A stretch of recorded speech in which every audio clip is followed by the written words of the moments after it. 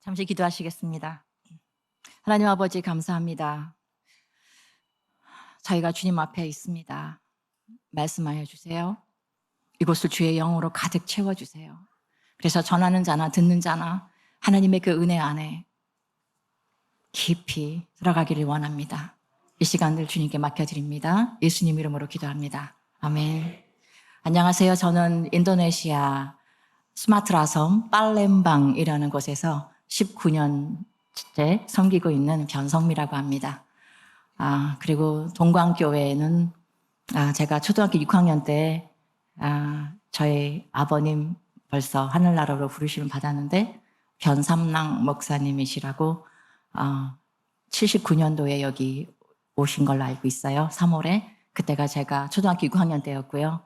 그리고 제가 대학교 2학년 때까지 이 성전이 건축되기 바로 전 성전에 그 성전 바로 옆에는 사택이 붙어 있었는데 바로 요 지역이 바로 옆에 지금은 없어진 사택이지만 그곳에서 한 9년 정도 살았었네요. 옛날에 동작교회였습니다, 제가.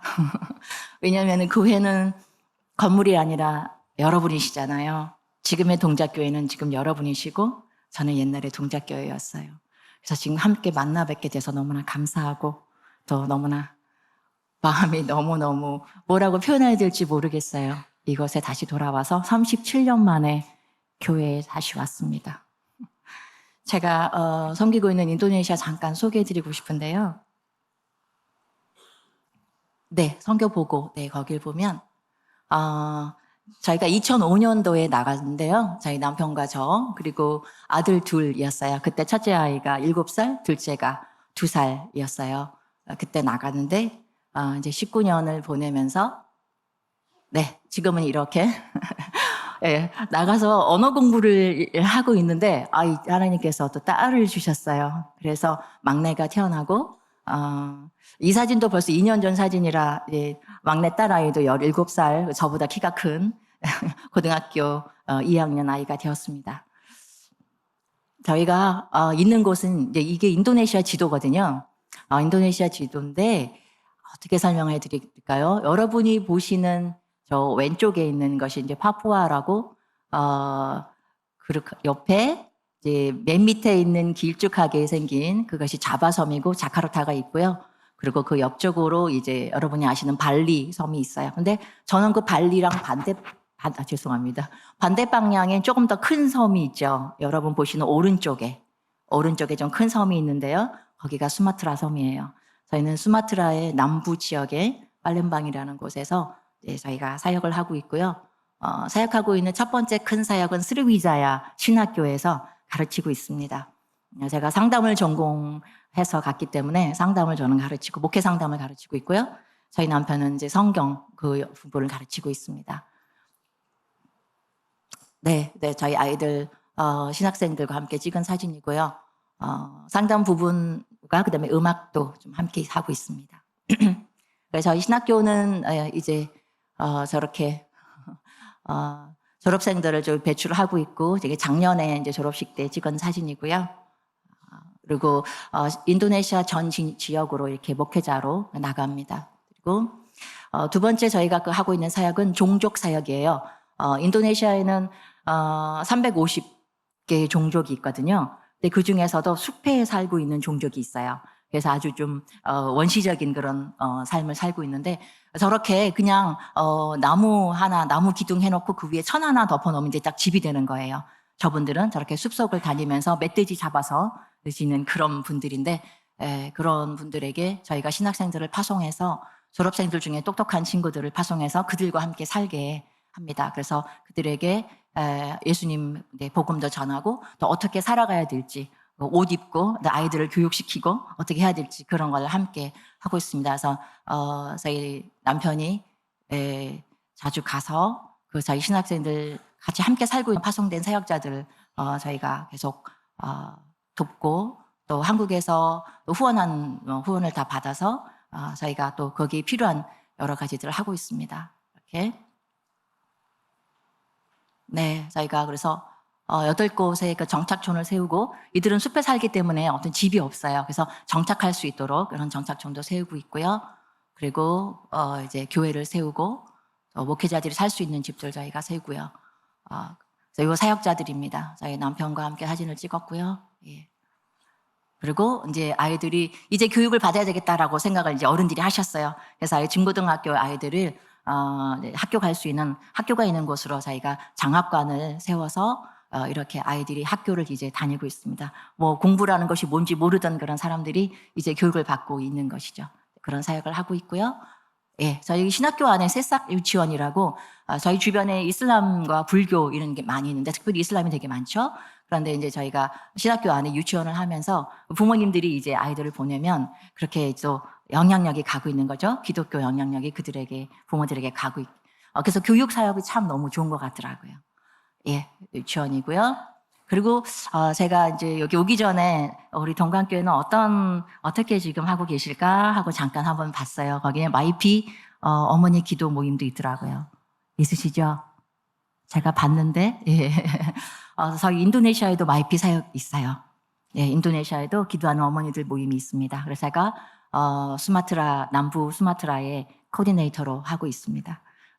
참 감사하더라고요. 우리 동관교회에도 기도하는 어머니들이 계시구나 생각을 해서 너무 감사했습니다.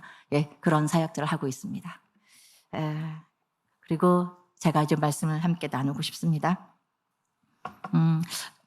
오늘 저는 제목을 저를 아는 지식에서 자라가라라는 말씀 제목인데요. 제가 이곳을 떠날 때 대학교 2학년이었어요. 그때 사실은 참 많이 아픔이 있었거든요. 저도 많이 방황하는 시간이었고, 근데 그때부터 하나님 지금까지 계속 저를 자라게 하고 계신 것 같아요.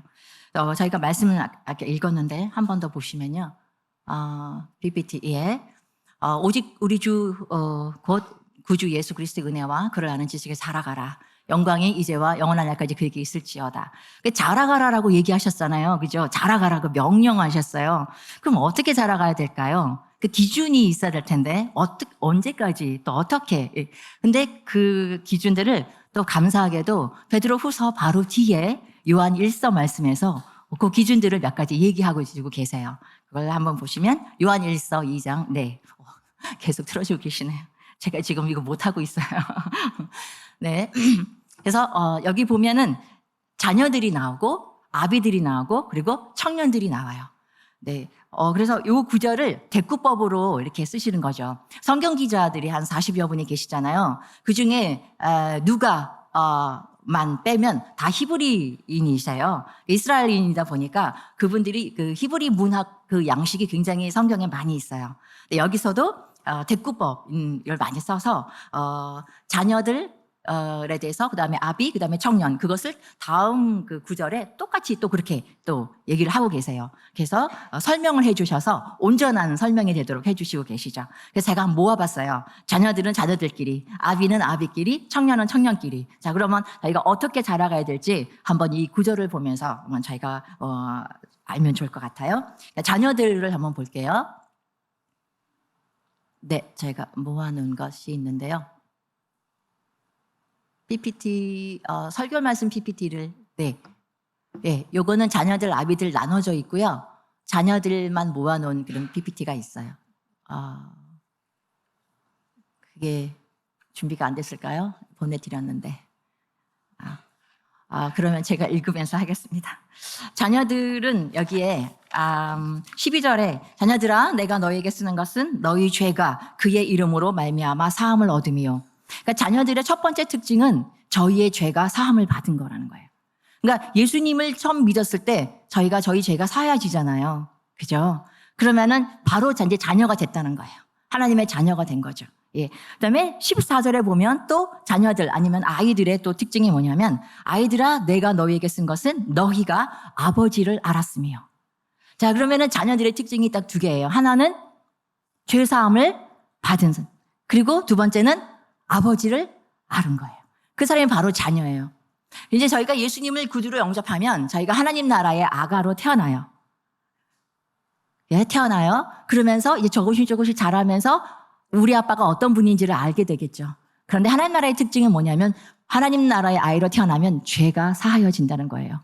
얼마나 감사하고 놀라운 일이에요. 제가 이제 이 교회를 떠나고 내 대학교 2학년 때 굉장히 좀 많이 방황했어요. 많이 아팠어요. 개인적으로 많이 아프고 그래서 제가 대학교 다니면서 굉장히 많이 방황을 하고 있었는데 어느 날 한 친구가 저를 불러서 여기 좀 앉아봐. 기도 좀 같이 하자라고 대학 캠퍼스에 저를 불렀어요. 그래서 저는 그 다음날 뭘 준비하러 가야 되는데 여기 좀 앉아보래요. 급한 일이라 그래서 제가 여기서 앉았는데 성미야 기도 좀 해봐 그래요. 근데 제가 이 교회를 떠나고 나서 제가 너무 제 개인적으로나 또 여러 가지로 마음이 많이 아픈 일이 있어서 성경도 안 읽고 하나님한테 막 데모하고 있었어요. 기도도 안 하고 저는 힘든 시간을 보내고 있었는데 갑자기 기도해 보라니까 그래서 나 기도 못 하겠어. 왜 무슨 기도야? 왜 그래? 내가 막 그랬어요. 네, 기도 좀 해봐. 급한 일이야 그래요. 그래서 제가 친구 말을 꼭 들어야 될 것 같아서 근데 그 친구가 기도하라고 하는데 하나님 나 못하겠어 하고 다시 눈을 떴어요. 왜냐하면 제가 하나님 당신은 저를 기억하고 계세요? 하고 물어보고 싶었어요. 제가 너무 방황하고 다녔기 때문에 저 기억하세요? 아직도 기억하세요? 하고 여쭤보고 싶었는데 도대체 이야기가 안 되는 거예요. 그래서 못하겠어 하고 그만뒀더니 그 친구가 제 손을 탁 잡더니 방언을 하더라고요. 방언을 하더니 방언 통역을 하기 시작했는데 첫 마디가 성미야 당신이 아니라 아버지다. 그게 첫 마디였어요. 저는 하나님 저 기억하고 계세요? 라고 물어보고 싶었는데 당신은 저 기억하고 계세요? 그거 묻고 싶었는데 당신이 아니라 아버지다 라고 그렇게 첫 얘기를 하는 거예요. 그 한마디에 제가 가슴이 다 녹아내렸어요. 그동안 아팠던 거, 힘들었던 거, 또 목사님 자녀로 자라면서 힘든 것도 많이 있었거든요. 왜냐하면 목사님 자녀는 십계명 외에 또 다른 십계명이 있더라고요. 목사님 자녀는 이래야 되고 그래서 목사님 자녀들이 참 힘들어요. 근데 그런 여러 가지 서러웠던 것들이 갑자기 다 녹아내리면서 아버지라는 그 말 한마디에 제가 사실은 하나님 찾고 있었잖아요. 이렇게 방황했어도 하나님 만나고 싶었거든요. 이렇게 힘들 때 하나님 내가 살아있어. 내가 너 다 알고 있어. 이 얘기 듣고 싶었는데 아버지라고 얘기해 주셨잖아요. 전 그때 목사님 자녀로 자랐지만 하나님 계셨어요. 높은 곳에 저 위에 아주 근엄하신 분으로. 그런데 그날 저는 하나님이 저에게 정말 따뜻한 아버지로 오신 그 아버지를 만나게 된 거죠. 제가 자녀가 된 것에 그날. 그래서 그때 제가 이제 다음날 준비하러 간다 그랬는데 그 준비가 안 되고 제가 기도원에 올라갔어요. 그 친구와 함께 3일간 금식 기도하면서 세상에 3일 동안 회개만 하다 내려왔어요. 얼마나 죄가 많은지 몰라요. 3일간 회개하면서 금식하고 그다음에 이러기 바로 전에 또 한 번 그 친구랑 손잡고 기도하는데 그 친구가 갑자기 방언하고 또 방언 통역을 하더니 그런 말을 하는 거예요. 성미야, 너가 초등학교 6학년 때 나한테 약속한 것이 있는데 그걸 갚지 않겠니? 그러세요. 제가 하나님한테 무슨 약속을 했을까? 기억이 안 나는데. 그래서 한번 가만히 생각을 해봤어요. 이 성전이 건축되기 전에 지난 성전에 거기도 1층, 2층이었거든요. 지하도 있었어요. 지하에서 기도 많이 했었는데 2층에서 우리 그때 6학년 주일 모임을 하고 있었어요. 주일학교. 그때 선생님이 딱 생각나는 거예요. 선생님이 우리 모든 아이들한테 너희는 커서 뭐가 될래? 라고 여쭤보신 거예요. 얘들아, 너희는 커서 뭐가 될래? 우리 성가대 아이들, 너무 예쁜 아이들. 그때 선생님도 저희한테 이렇게 여쭤봐 주셨는데 다 까먹고 있었어요. 제가 뭐라고 대답했는지. 그런데 그때 3일 회개하고 금식하고 내려가려고 하는 그때 기억이 나는 거예요. 제가 선생님한테 대답을 이렇게 했더라고요. 선생님, 저는 나중에 커서 선교사가 될 겁니다. 동관교회 제가 초등학교 6학년 때 거기서 선교에 대한 제가 왜 그때 그렇게 얘기했는지 모르겠어요. 저는 기억이 안 나요. 그런데 그때 제가 그렇게 고백했던 걸 저는 잊고 있었는데 하나님은 기억하셨고 그때부터 제가 선교를 나가기로 계속 노력하고 준비하고 그래서 2005년도에 나가게 됐습니다. 아버지를 만났더니 아버지가 해야 할 일을 주신 거예요. 동관교회에서 그 선교사 그 소망을 가지고 그렇게 걸어갔습니다. 저는 또 다른 우리 아이들이 동관교회 지금의 청년들이 또 그렇게 세상에 굳이 꼭 그렇게 인도네시아나 다른 나라 그렇고 가는 선교사뿐만이 아니라 지금 한국에 살고 있어도 모든 영역 가운데 여러분이 잘하는 우리 청년들이 잘하는 그 영역 안에서 정말 하나님을 사랑하면서 살다면 그건 바로 선교하고 있는 거거든요. 그래서 모든 영역 가운데 여러분이 가실 수 있어요. 여러분은 모든 영역 가운데 선교사의 삶을 살 수가 있는 거예요. 그래서 제가 아버지를 알게 됐고 그리고 하나님 나라의 자녀로 살고 있게 됐습니다. 이제 아비들을 보실까요? 그럼 아비들의 특징은 뭐냐면 아비들아 내가 너희에게 쓰는 것은 너희가 태초부터 계신 이를 알미요. 그게 13절이에요. 그리고 14절에 지금 계속 말씀이 두 개씩 계속 나오잖아요. 14절 말씀에도 그런데 똑같아요. 아까 자녀들은 좀 달랐잖아요. 죄사함 받은 거 그리고 아버지를 아는 거 두 개였잖아요. 그런데 아비들은요. 아비들아 내가 너희에게 쓴 것은 너희가 태초부터 계신 이를 알미요. 그리고 14절도 아비들아 내가 너희에게 쓰는 것은 너희가 태초부터 계신 이를 알미요. 똑같죠? 하나도 틀린 자가 없어요. 똑같이 얘기하고 계세요. 자, 성경에서 두 번, 세 번 똑같은 걸 반복할 때는 왜 그렇죠? 중요해서. 너무 중요한 거예요. 그래서 이 아비들이 뭐래요? 그냥 아비들은 그냥 아버지가 계신 거를 아는 그게 아니에요. 하나 더 있는 거예요. 그 아버지가 어떤 분이에요? 태초부터 계신 이라는 거예요. 그러니까 이제 아비는 벌써 이제 하나님이 그 아버지가 어떤 분이신지를 안다는 거예요. 근데 어떤 아버지라는 거예요? 그분이 태초부터 계시다는 거예요. 그러면 태초부터 계시다는 말은 뭘까요? 태초부터 계신 분이란 뜻은 어떤 뜻일까요? 이사야 45장 7절 말씀은 이렇게 말씀하십니다. 나는 빛도 짓고 어두움도 창조하며 나는 평안도 짓고 환난도 창조하나니 나는 여호와라 이 모든 일을 행하는 자니라. 아멘. 자, 태초부터 계신 이라는 말이 무슨 말일까요? 여기서 잘 알 수 있죠. 빛을 만드시고 그리고 어두움도 만드시는 분이라는 거예요. 우리 인생 삶의 가운데 너무 어둠도 있잖아요. 그죠? 어둠도 있는데 저희가 두려워하지 않아도 되는 것은 뭐냐면 그것도 하나님이 지으셨다는 거예요. 하나님은 빛만 지으신 것이 아니에요. 우리 인생 가운데 있는 모든 어둠조차도 그것이 하나님의 허락 안에 있는 것이라면 그 어둠이 우리를 멸망시킬 수 없기 때문이에요. 그 어둠 때문에 도리어 빛이 어떤지를 알 수 있거든요. 우리가 빛 속에서만 살고 있다면 빛이 얼마나 아름다운지, 얼마나 순결한지, 얼마나 깊고 큰지 우리가 알 수가 없어요. 그런데 어두움을 잠깐이라도 저희가 경험하고 나면 빛이 얼마나 아름다운지, 얼마나 순결한지, 그리고 얼마나 강하고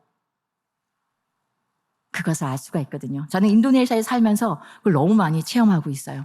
인도네시아는 6가지 종교를 인정하는 나라인데요. 6가지 종교 그 밑에 있는 것이 샤머니즘이고 또 귀신을 섬기고 있어요. 그래서 귀신의 그 제서 축사 사역을 너무나 많이 해야 됐었어요. 신학생인데도 불구하고 부적을 가지고 신학교로 오는 거예요. 그러니 얼마나 많은 축사 사역을 해야 됐는지 몰라요. 그 어둠을 보면서 빛이 얼마나 아름다운지 순결한지를 알 수 있었거든요. 그래서 우리가 아버지가 된다는 하나님 아버지가 어떤 분인지 태초부터 계신이에요. 그분은 어둠을 만드시고 또 빛도 만드시기 때문에 그 어둠이 우리를 멸망시킬 수가 없다는 것을 우리가 또 알죠. 그 아버지가 어떤 분인지를 알 때. 왜냐하면 로마서 8장 28절 말씀에 우리가 알거니와 하나님을 사랑하는 자 곧 그 뜻대로 부르심을 입은 자들에게는 모든 것이 합력하여 선을 이룹니다. 그러니 어둠조차도 하나님은 그것을 바꿔서 선이 되게 하실 분이시기 때문에 우리는 그 아버지를 신뢰하면서 믿으면서 갈 수가 있잖아요. 예레미야 29장 11절 말씀에도 나 여호와가 말하노라 너희를 향한 나의 생각은 내가 안하니 재앙이 아니야. 재앙이 아니야. 곧 평안이요.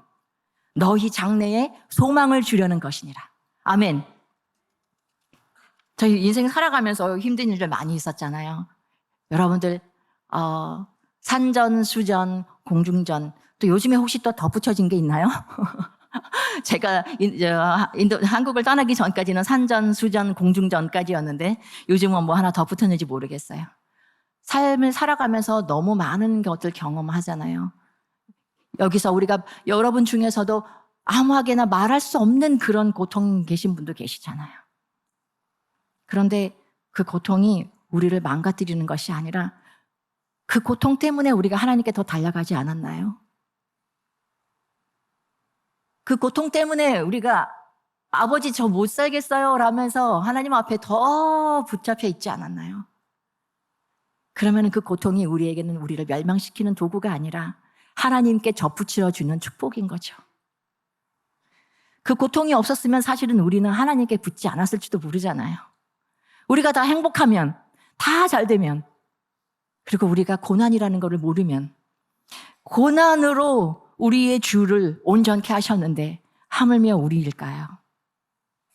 그래서 그 고난은 축복을 감싼 축복을 포장해 온 포장지인 것이죠.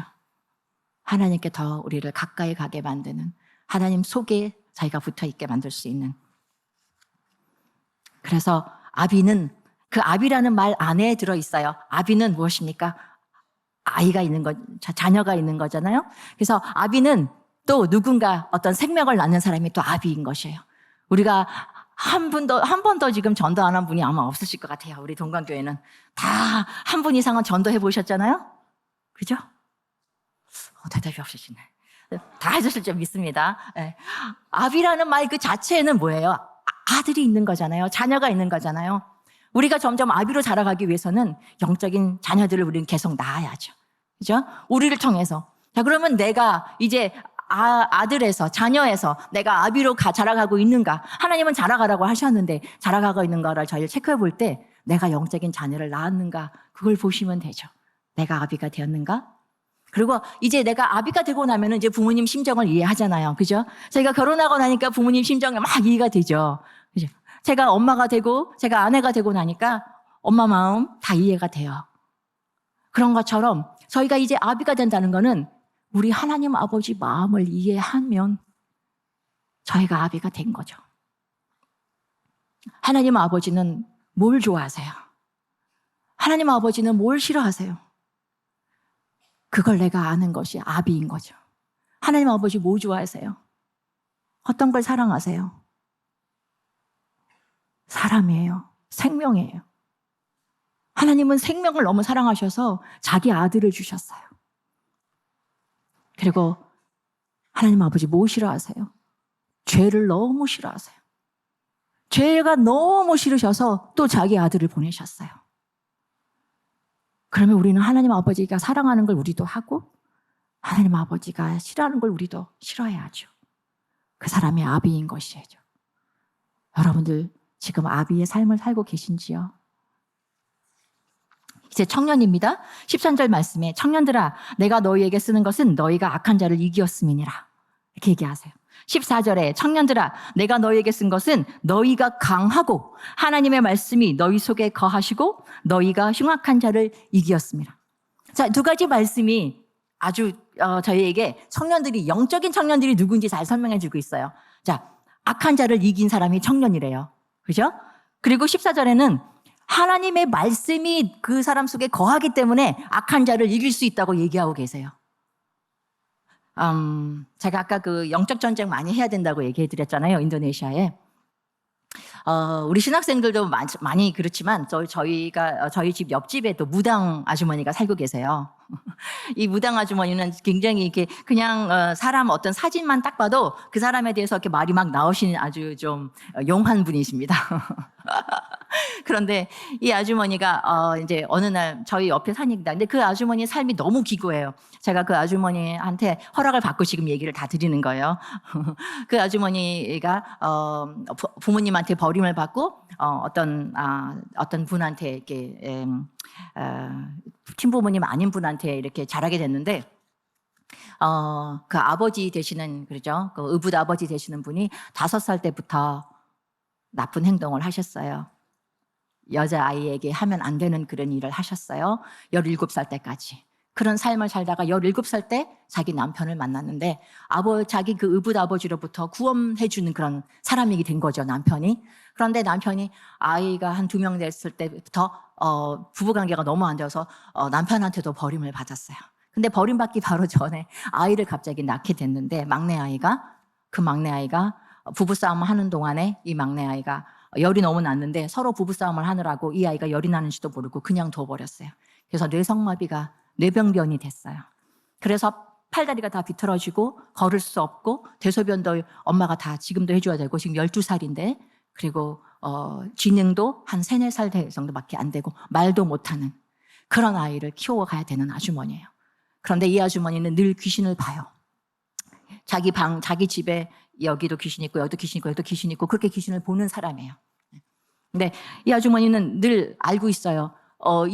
그러니까 사람들이 제사 지내는 것은 귀신에게 한다는 걸 이 아주머니는 알고 있어요.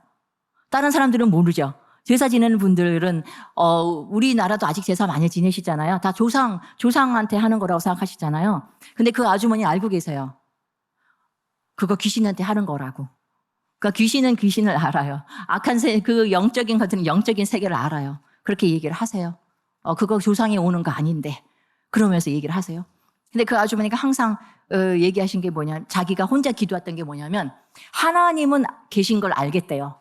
예수님은 모르는데 이 사람이 불교에 또 있고 불교도 세례를 주는 게 있더라고요. 불교에서 2번이나 세례를 받고 이랬던 아주머니예요. 그런데 하나님이 있는 건 알겠대요. 그래서 자기가 하나님한테 하나님 저가 이렇게 살다가는 지옥 갈 것 같은데 정말 그 천국 갈 수 있도록 정말 진정한 종교 하나 나한테 알려주시면 그 종교를 제가 믿고 천국 갈 수 있을 것 같아요. 한 사람만 저에게 보내주세요라고 계속 기도를 하고 있었대요. 어느 날 저희가 옆집에 사니까 제가 계속 그 아이한테 너무 마음이 가서 그 아주머니한테 계속 제가 관심을 보이고 우리 집에 좀 오라고 아이를 위해서 기도해주고 싶다고 그러면 눈이 갑자기 빨개져요. 눈이 빨개져가지고는 아무 얘기도 하지 마. 너는 얘기 좀 하지 마. 내가 너무 머리가 아파. 너가 얘기 시작하면 내가 머리가 아파. 그래요. 그럼 제가 물어봐요. 너 안에 혹시 영이 있니? 깜짝 놀래요. 너 영이 보이냐요? 아니 안 보여. 근데 그냥 느껴지는 건데 영이 있구나. 있대요. 그러면 그 영과 같이 살고 싶니? 안 살고 싶대요. 그런데 이 영을 내가 버릴 수가 없대요. 무섭대요. 우리 아이를 어떻게 한다고 맨날 협박한대요. 그러면은 예수님의 이름으로 하면 된다. 우리 집에 좀 와라. 근데 이 속에서 계속 저 여자 만나지 마. 그러니까 저를 만나지 말라고 계속 목소리가 되는 거예요. 그러니까 저희 집에 오지도 못해요. 저 여자 만나지 말라고 귀신이 얘기하니까. 근데 어느 날 그 목소리보다 더 큰 목소리가 딱 들리는데 바로 여인이다. 저를 째째라고 불러요. 째째는 그 인도네시아만 그 중국계가 언니라고 부르는 말이에요. 그러니까 저 째째가 바로 너가 기도하던 사람이다. 너가 천국 가고 싶다고 했잖니. 너한테 그 진리를 알려줄 그 사람이다라는 더 큰 목소리가 이 사람에게 들린 거예요. 이 사람은 기도하고 있었잖아요. 그래서 저한테 와서 바로 너래 그래요 처음에. 그래서 뭐가? 그랬죠. 내가 하나님께 기도하고 있었는데 내가 천국 갈 수 있는 그 종교를 알려달라고 내가 기도하고 있었어. 나는 하나님이 계신지는 알고 있어. 그렇게 얘기하더라고요. 그래서 그랬어요. 그래 나는 예수님을 믿는데 그러면 너 예수님 믿어야 되겠다. 그리고 예수님을 제가 전했죠. 그리고 나서 2년 후에 예수님 세례를 받게 됐어요. 그 딸과 함께 세례를 받고 그리고 지금 2년이 지났어요. 그런데 여전히 우리 그 아주머니 그 무당 아주머니를 보면서 여전히 영적인 그런 세계들을 굉장히 많이 제가 경험하고 있어요. 너무 신기한 것들이에요. 그러니까 영적인 그 세계에서 말하죠. 여러분들 우리는 진리 안에 와 있는 거죠, 그죠? 아멘이시죠? 그쪽에서 말을 하는 거잖아요. 그쪽에서 바로 이 사람이다. 나는 예수님 믿는 사람인데 바로 이 사람이라고 얘기해 주신 거잖아요. 그죠? 그래서 지금은 그 아주머니가 예수님을 믿고 있어요. 그런데 그 아주머니하고 있었던 여러 가지 일들이 제가 한 3박 4일 걸리기 때문에 다 얘기할 수는 없어요. 너무 많은 영적인 비밀들이 있었어요. 네. 정말 예수 그리스도의 그 이름이 존귀하시고 놀라운 이름이세요. 그 사람들은 한번 딱 귀신이 들어가면 절대 예수님 이름을 부르지 못해요. 예수님 이름 한 번만 부르면 너가 해결될 텐데 예수님 이름 좀 불러봐. 따라해봐. 거기서는 예수님 이름이 예수스예요. 한 번만 따라해봐. 예수스. 그러면 너가 해결될 거야. 따라해봐. 절대 말 못해요. 그 이름은 너무나 무서운 이름이에요. 그들에게는. 하나님의 말씀이 우리 안에 거할 때 우리는 청년이 되어서 영적인 청년이 되어서 악한 자를 이길 수가 있어요. 제가 왜 악한 자를 대적할 수 있었겠어요? 처음엔 저도 무섭더라고요. 그 우리 아버지가 하시던 일인데, 나는 어떻게 하지? 나 무서워서 어떡하지? 처음엔 저도 그랬어요. 그런데 악한 자를 대적하라고 하셨잖아요. 사단을 대적하면 물러간다고. 그 말씀 믿으면서 하죠. 그래서 말씀이 우리 안에 거하실 때 우리가 악한 자를 이겨낼 수 있는 거예요.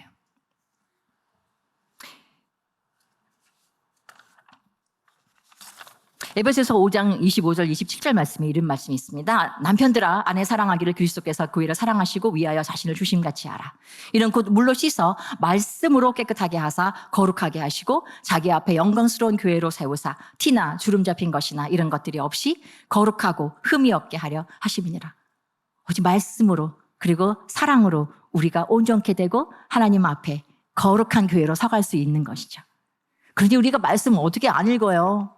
말씀 읽으셔야 되겠죠? 말씀 외우셔야 되겠죠? 말씀도 쓰고 묵상하고, 그죠? 우리 아이들 아기 때부터, 뱃속에 있을 때부터 말씀 들려줘야 되잖아요.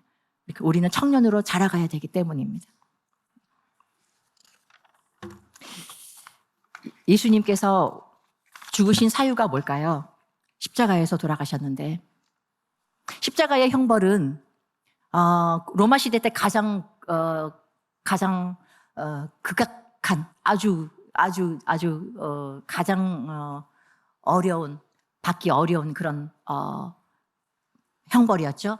그래서 아주 무도한 악한 자에게만 주는 거였어요. 왜요? 왜 그랬을까요? 왜냐하면 십자가 형벌은 빨리 죽지 않기 때문이에요. 그냥 칼로 탁 죽으면 빨리 죽을 텐데 그렇지 않기 때문이에요. 십자가에서는 몇 날 며칠 거기에 매달려 있어야 돼요. 그래서 그게 가장 큰 고통인 거예요. 로마 시대에. 그래서 그 로마 시민권자에게는 그 십자가형을 주지도 않았잖아요. 근데 예수님은 그걸 당하셨어요. 몇 날 며칠을 그동안 묶여 있어야 되고, 그리고 지금은 우리가 그림에서 보지만 그림에서는 십자가 그 예수님 매달리신 게 밑에 작은 천으로 가려져 있죠. 하체 부분이. 하지만 실질적으로 로마의 그 형은 벌거벗고 거기에 매달려 계셔야 되는 거예요. 그거를 예수님이 당하셨어요. 그리고 6시간 만에 돌아가셨어요. 다른 죄인보다는 너무나 빨리 돌아가신 거예요. 그래서 빌라도도 빨리 이상히 여겼다 그러잖아요. 왜 그렇게 빨리 돌아가셨는지. 저는 외과 의사 선생님의 이 성경 구절을 읽고 그다음에 고백하신 것을 그 구절을 읽으면서 저 정말 마음이 너무너무 많이 아팠어요. 어떤 외과 선생님이 이런 얘기를 하셨어요. 예수님의 죽음의 사유가 뭔지 아느냐? 요한복음 19장 34절 말씀에 그중 한 군인이 창으로 옆구리를 찌르니 곧 피와 물이 나오더라. 이 구절을 있잖아요. 그 외과 의사 선생님이 이렇게 얘기하시더라고요. 이렇게 옆구리를 창으로 찔렀을 때 피와 물이 나온다는 거는 거기에 피가 고여 있었기 때문이라는 거예요. 그러면 거기에 피가 고여 있을 이유가 뭐냐는 거예요. 거기에 그 옆구리에 거기는 심장이 있는 부분이거든요. 엘리 엘리 라마 사박다니 나의 아버지 어찌하여 나를 버리셨나이까. 예수님이 가장 필요로 할 때, 아버지가 가장 필요로 한 그 순간에 하나님은 예수님을 버리셨어요. 지금까지 함께 계시다가 가장 필요한 그 순간에 하나님은 예수님을 버리셨어요. 왜? 그때 예수님은 죄가 되어야 됐거든요. 인간의 모든 죄가 되어야 되셨어요. 그리고 하나님은 그를 버리셨어요. 예수님이 그 버림받음의 그 마음이 느껴지지 않았다면 왜 소리를 지르셨겠어요? 왜 엘리 엘리 라마 사박단이라고 말씀하셨겠어요? 그래서 이 의사 선생님이 얘기하시더라고요. 그때 아마 심장이 터지셨나 보다. 그때 피가 그때 고이셨나 보다.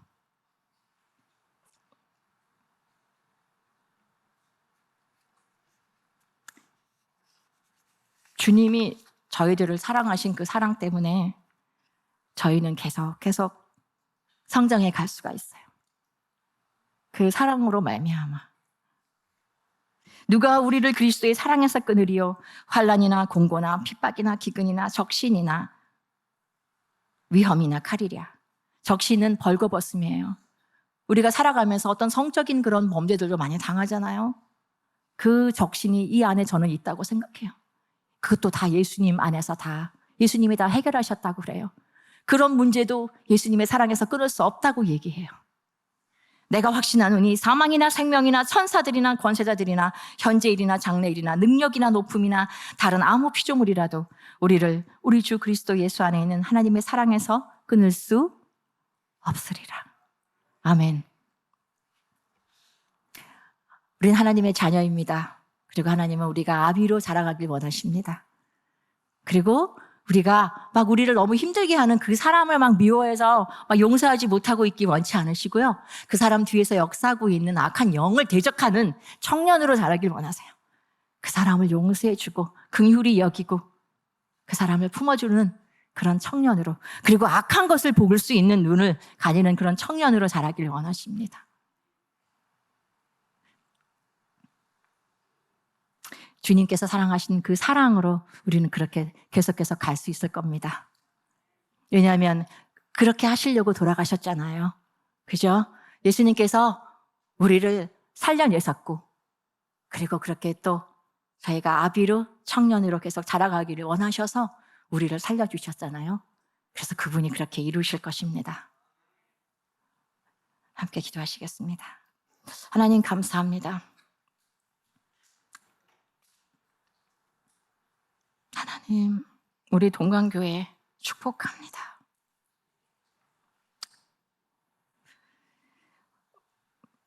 우리 손기도 목사님부터 우리 섬기시는 모든 교역자분들과 우리 영화부 아이들부터 우리 은퇴하신 모든 사역자님들까지, 권사님, 장로님, 그리고 오늘 헌신하시는 제우 남전도회, 우리 동강교회의 모든 가족들, 옛날에 동강교회였던 우리 분들, 그리고 전 세계에 흩어져 있는 모든 동강교회 식구들, 가족들, 앞으로 동강교회의 몸이 될 모든 분들까지도 함께 축복합니다.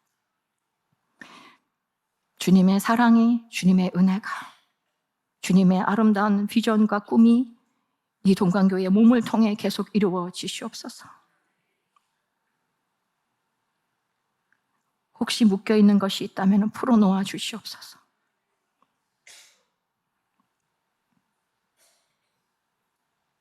주님의 사랑이, 그리고 주님의 축복이 동강교회 몸 안에 풍성히 가득히 임하시기를 기도합니다. 저희를 아이로만 버려주지 않으시고 아비와 청년으로 자라게 하실 주님을 찬양하고 그 하나님을 응원해 드립니다. 감사드리고 예수님 이름으로 기도합니다. 아멘.